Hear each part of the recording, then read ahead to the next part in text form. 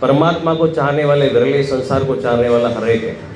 संसार करने के लिए पशु पक्षियों ने जन्म लिया है, जानवरों ने भी जन्म लिया हुआ है। मनुष्य ने जो जन्म लिया है, मनुष्य का जो जन्म हुआ है वो इंसान परमात्मा को पाने के लिए हुआ है। सबसे बड़ी अगर उपलब्धि मनुष्य ने करनी है तो ईश्वर की प्राप्ति की उपलब्धि करनी है। देखिए, तत्विक बात से मैं अपने भाव की ओर जाऊंगा, परंतु भाव में बहने के लिए थोड़ा सा आपका ज्ञान भी होना चाहिए। बहता तो आदमी देखो गटर में भी डूबा हुआ आदमी होता है, कोई गंगा में भी डूबा हुआ होता है। गंगा भले ही गंदी हो उसके बावजूद भी पापों का नाश करेगी, और गटर जितना मर्जी अच्छा हो उसके बावजूद भी स्मेल चढ़ा के ही छोड़ेगा। फर्क पड़ता है। आपको इस भाव की ओर मैं जाते हुए कहूँगा कि पहले आपने ज्ञानी बनना है, ज्ञानीर्भव, उसके बाद में उस ज्ञान की दृष्टि से आपने भक्ति करनी है। प्रथमतः ज्ञान ही नहीं है, किसी चीज़ का ज्ञान नहीं है, किसी चीज़ की जानकारी नहीं है, किसी चीज़ की हमें पढ़ाई हुई ही नहीं है, और उसके बाद में अगर हम परमात्मा की तरफ जाने की कोशिश करेंगे तो रास्ते भटकते रहेंगे। हमारा रास्ता सही चुनने के लिए हमें सही रास्ते के लिए ज्ञान होना बहुत जरूरी है। ज्ञान की दृष्टि से आप अगर देखोगे वो प्रेम उगने वाला प्रेम बनेगा। उस प्रेम की ओर जाते हुए आपको दिक्कत नहीं आएगी। ज्ञान रास्ता दिखाएगा। ज्ञान आंखों के द्वारा रास्ता दिखाता है। मन भाव के द्वारा हर जगह बैठने की कोशिश करता है। जैसे मधुमक्खी हर फूल पे बैठने की कोशिश करती है, पर बैठती वहाँ पे है जहाँ पे मधु होता है, जहाँ शहद होता है। हर जगह बैठने की कोशिश जरूर करेगी, पर बैठेगी वहाँ पे जहाँ शहद है।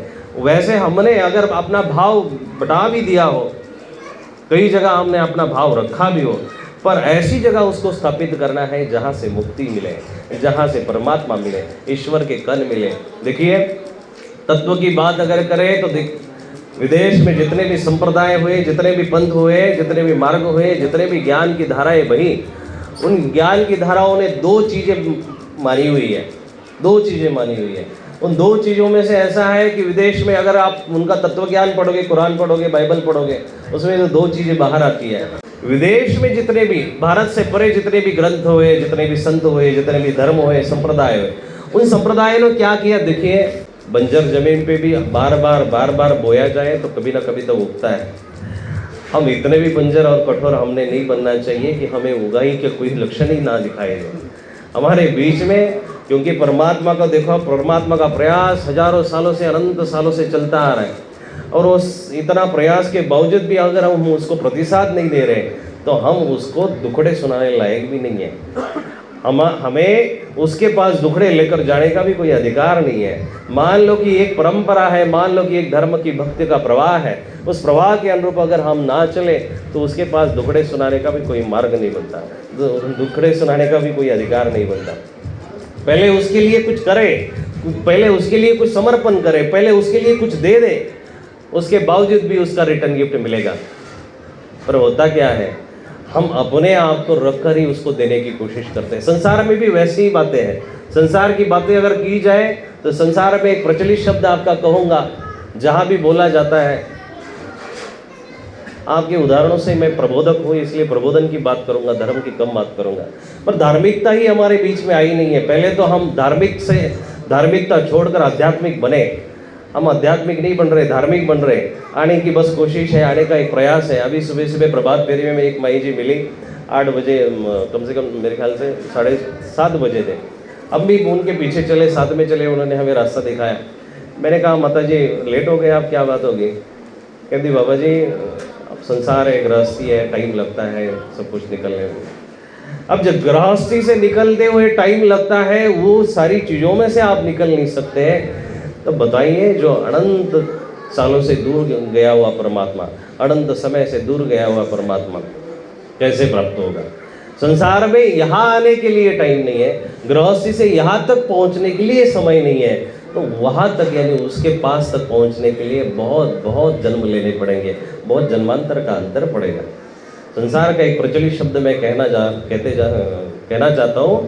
संसार में आप किसी से भी प्यार करते हैं, जवानी में करते हैं, यौवन अवस्था में करते हैं, बुढ़ापे में करते हैं, किसी भी अवस्था में करते हैं। प्यार का एक इंग्लिश का शब्द है आई लव यू, है ना? बड़ा ध्यान से गौर से सुनना इस शब्द को। ये शब्द आप किसी के भी प्रति, आपके बिलव जो होंगे, जो भी प्रिय होंगे, उनके प्रति आप कहते हैं, बच्चों के प्रति करते हैं, और उसका जवाब आप चाहते हैं कि to you, I love you to.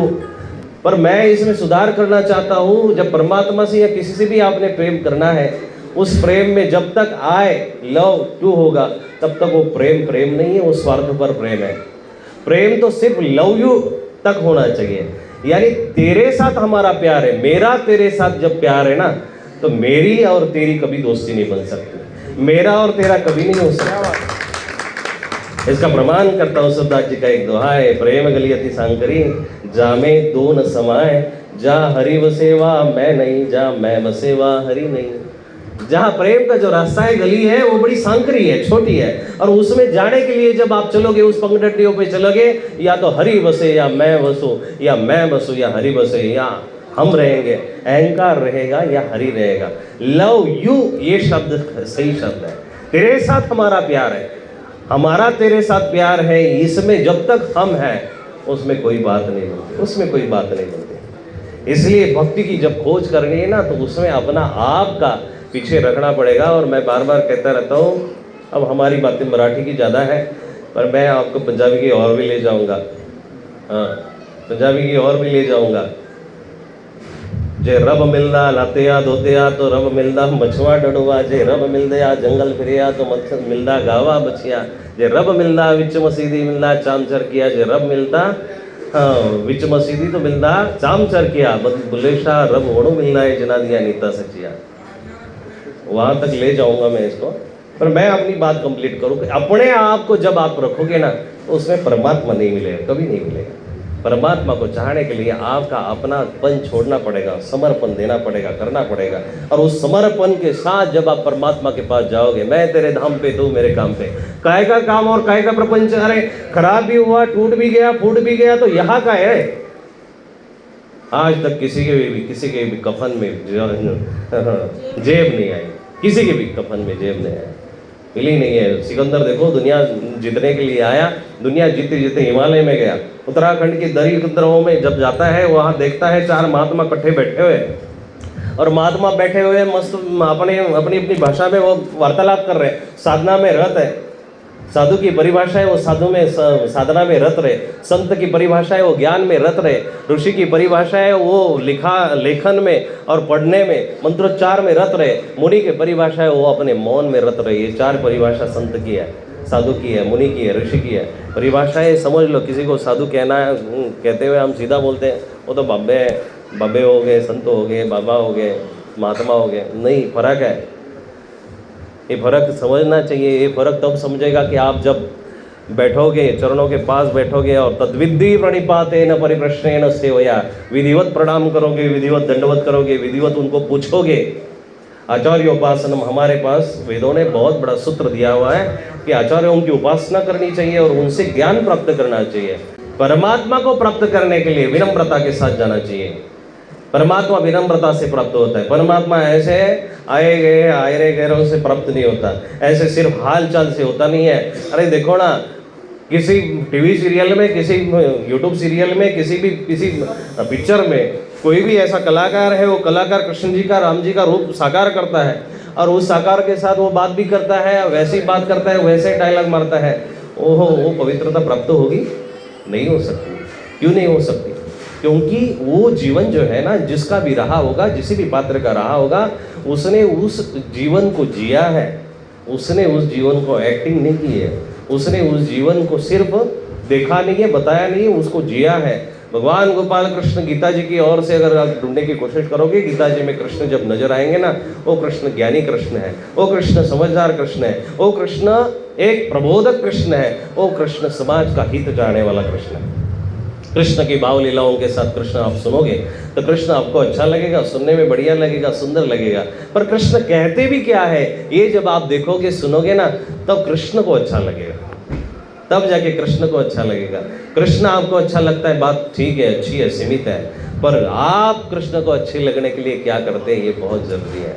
परमात्मा को अच्छा लगने के लिए हमने संतों के पास जाना चाहिए, क्योंकि जिस पेड़ को फल लगते हैं ना, वो माई जी वो झुकता है, बहन जी वो झुकेगा, और झुकने के बाद ही उसमें कुछ ना कुछ अच्छाइयाँ प्राप्त होंगी। झुकने के बाद अकड़ तो मुर्दे की पहचान होती है, झुकना विनम्रता स्वभाव इंसान का है। झुकिए, ईश्वर के पास झुकने के लिए बहुत आपको छोटा बनना पड़ेगा। आप इतने अभी छोटे बने नहीं है, कम से कम संत महात्माओं के पास झुकिए, विनम्रता से आइए, तद्विद्धि प्रणिपाते न परिप्रश्ने न सेवय, विधिवत प्रणाम करिए, पूछिए बाबा जी ये कैसे हो सकता है, ये कैसे हो सकता है। हमने एक तो धर्मों की बड़ी खिचड़ी बना के रखी हुई है, धर्म हमने समझा नहीं है, हम धार्मिकता का सिर्फ ढोंग रचा रहे, आध्यात्मिक नहीं है। आध्यात्मिक शब्द अंतर से जुड़ा हुआ है, आत्मा से जुड़ा हुआ है। भक्ति आत्मा का उद्धार करने वाली शक्ति है, भक्ति बाहरी प्रदर्शन नहीं है, भक्ति प्रपंच प्राप्त करने वाली शक्ति नहीं है, भक्ति कोई साधनों को, भक्ति कोई अच्छे लेविश लाइफ को प्राप्त करने वाली शक्ति नहीं है।